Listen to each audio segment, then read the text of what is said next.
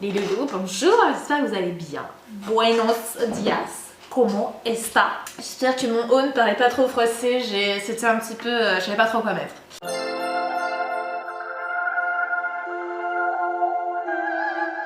Il y a environ 2 mois, je regardais une vidéo YouTube et je regardais une américaine qui est une grande... j'allais dire une grande consommatrice de plantes, mais enfin, elle a énormément de plantes. Et beaucoup de ses vidéos, ce sont des hauls de plantes, donc des achats de plantes. En fait, c'est même limite quasi que ça. Je veux dire 90% de ses vidéos, ce sont des achats de plantes. Et en fait, moi depuis, je dirais mi-novembre, depuis que j'ai commencé à acheter des plantes en ligne, c'est vraiment un autre monde qui s'est ouvert avec des plantes auxquelles j'avais pas du tout accès à ma jardinerie. Et j'ai... mes achats ont pris une tendance un peu exponentielle. À un moment, je me suis dit, mais en fait, quand est-ce que t'arrêtes là? Parce que ça prend une tournure où tu fais plus que ça. Aller voir les magasins de plantes, j'y allais tous les jours, plusieurs fois par jour. Ma wishlist devenait longue comme ça. Et alors, il n'y a pas vraiment de problème à avoir une wishlist parce que, bon, quelque part, c'est sympa de se dire, tiens, ouais, un jour, j'aimerais bien voir ça.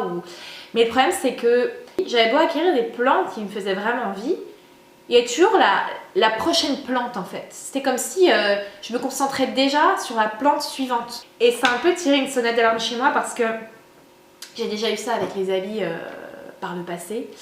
Où du coup c'est pour ça que j'avais également lancé les garde-robes, les vidéos de garde-robe capsules sur ma chaîne. Parce qu'à un moment c'était devenu, j'allais toutes les semaines m'acheter des fringues quoi. Je me suis observée.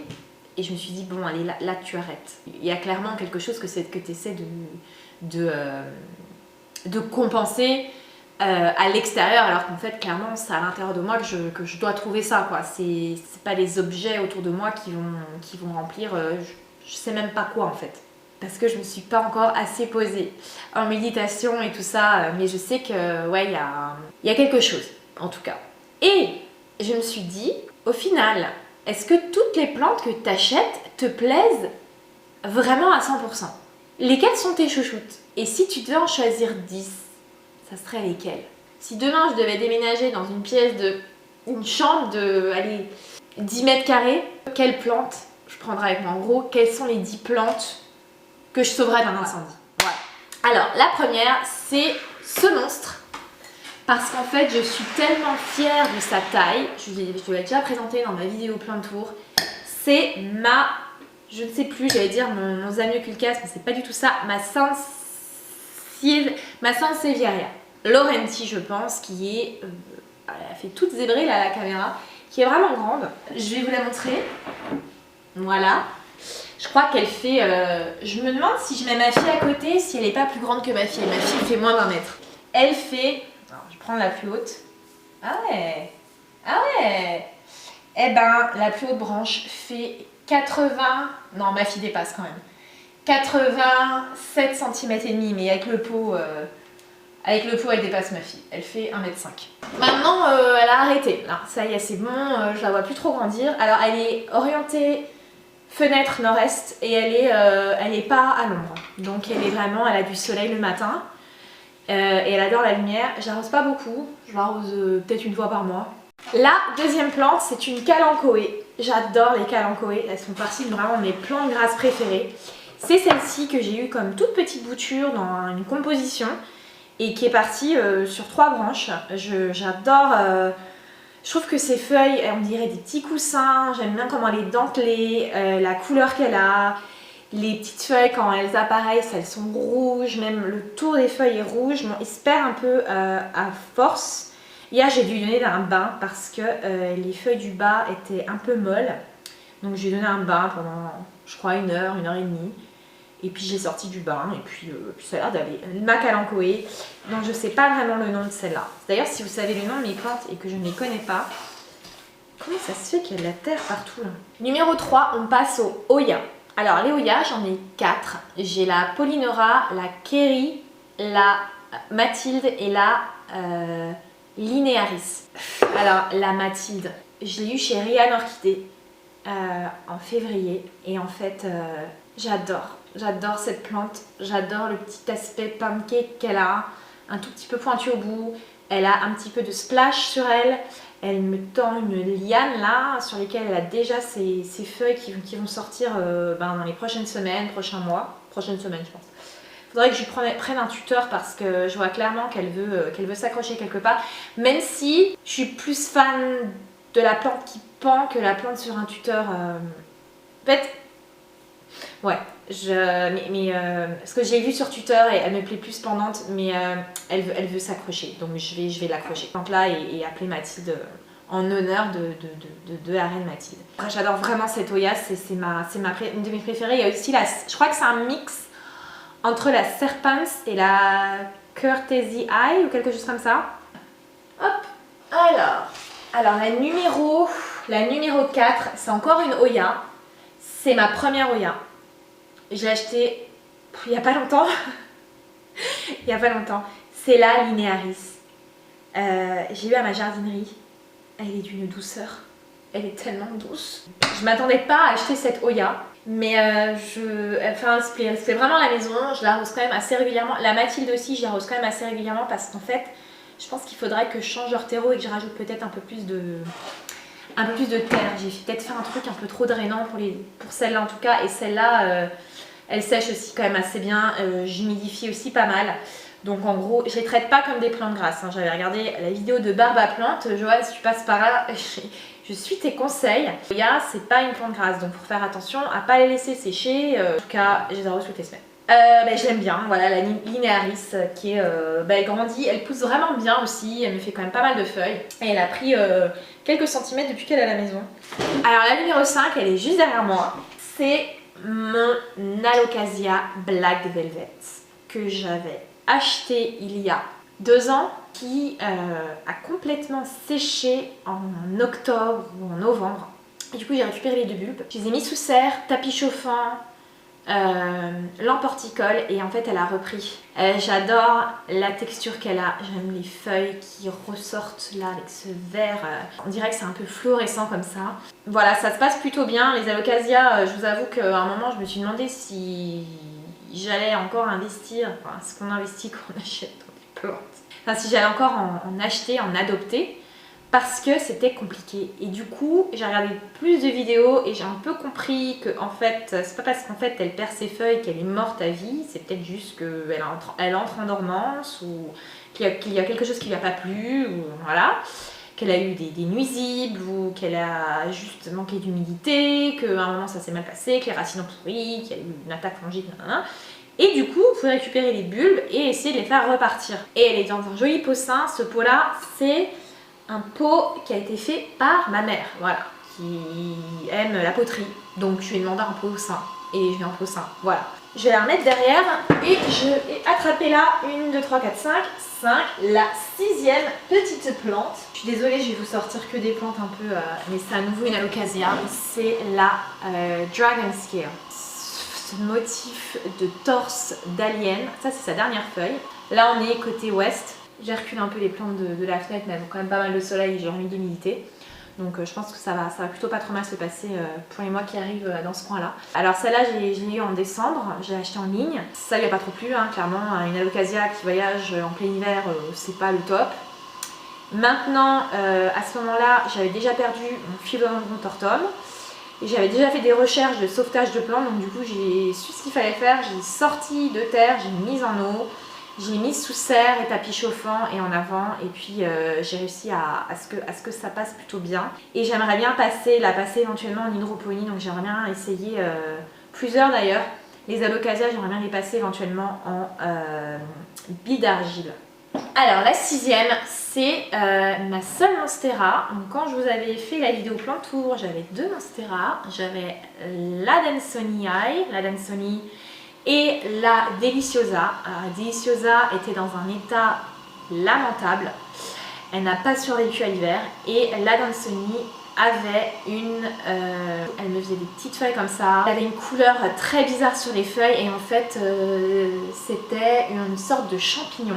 Donc voilà ma seule Monstera qui est la Stipulcata ou quelque chose comme ça. Alors, j'aime particulièrement son motif.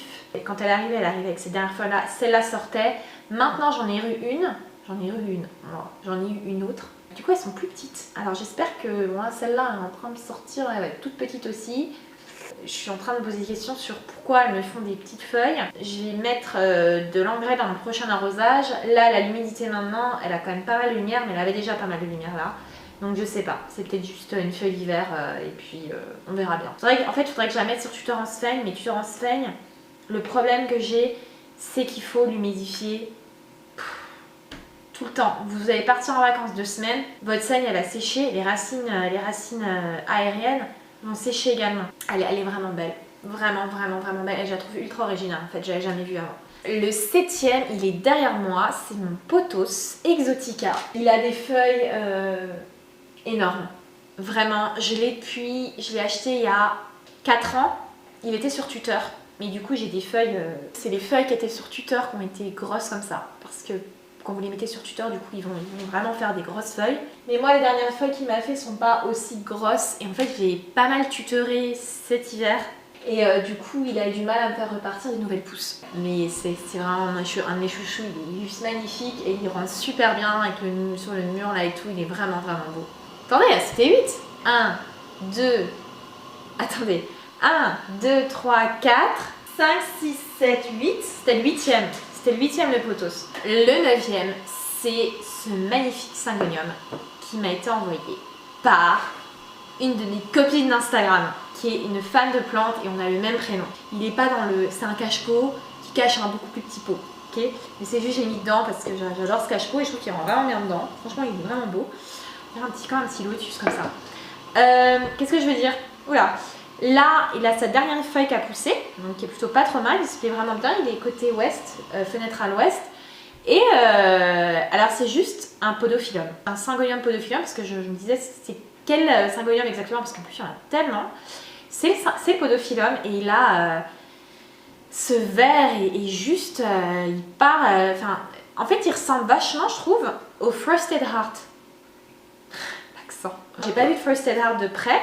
Mais il est vraiment au niveau des nervures et de son motif, on dirait qu'il est un peu comme glacé comme ça. Même si c'est pas le Frosted Heart. Le Frosted Heart, il a une forme beaucoup plus en cœur. Celui-là, il a beaucoup plus en pointe de flèche. Mais c'est un peu... en gros, il part vraiment dans un dégradé du vert clair au vert foncé qui est juste vraiment sublime. Je l'aime vraiment beaucoup. Et le fait que ça vient de quelqu'un que je connais quand même depuis plusieurs années et qui partage ma passion des plantes, ça ajoute ce petit côté sentimental, enfin voilà, il est vraiment beau quoi. Et alors la 10e plante, je pense qu'on va tous diriger notre regard vers ce coin plante un peu. En fait j'hésite parce que j'ai ma petite Alocasia Frydek qui est très belle, que j'aime beaucoup. Mais en même temps, là derrière, j'ai mon Philodendron verrucosum qui est quand même vachement canon. Oui. Il est quelle heure? Il est 5h35. Et récemment, j'ai le Philodendron gloriosum. C'est dur, hein, parce qu'en fait, le gloriosum, je l'ai pas encore depuis assez longtemps pour savoir comment il se plaît chez moi et comment il va faire ses feuilles et tout.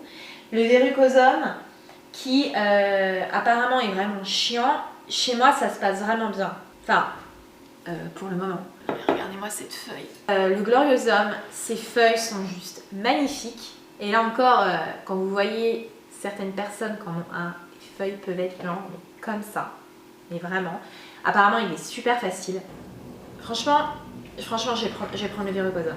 Ça fait quand même quelques mois qu'on est ensemble. Que je prends soin de lui. Au début j'ai eu un peu peur. Les feuilles c'était un peu, il y en avait qui s'étaient un peu séchées.